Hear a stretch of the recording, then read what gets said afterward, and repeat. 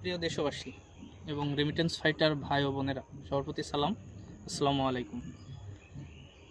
আসছে ত্রয়োদশ ইলেকশন, আপনারা এই বিষয়ে অবশ্যই অবগত আছেন। দীর্ঘ 17 বছর পর বাংলাদেশের মানুষ ভোটের অধিকার ফিরে পেয়েছে। আর এই ভোটটা আমরা যেখানে সেখানে দেব না, ইনসাফের বাংলাদেশ গড়তে এবং বাংলাদেশকে দুর্নীতি, চাঁদাবাজ এবং ভারতের দখলদার মুক্ত, ভারতের আধিপত্যবাদ মুক্ত বাংলাদেশ গড়তে অবশ্যই আমাদের ইনসাফের প্রতীক দাঁড়িপাল্লা এবং 10 দলীয় জোটের প্রতীক বটগাছ, ছাতা, রিক্সা এবং শাপলা কলিকে ভোট দিয়ে আমাদের যার যার জেলা থেকে জয়যুক্ত করে সংসদে পাঠাতে হবে।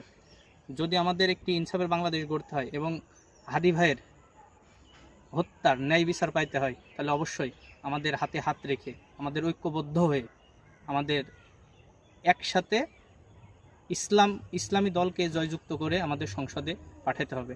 তা না হলে বাংলাদেশ থেকে কোনোদিন ভারতের আগ্রাসন মুক্ত বাংলাদেশ গড়া যাবে না।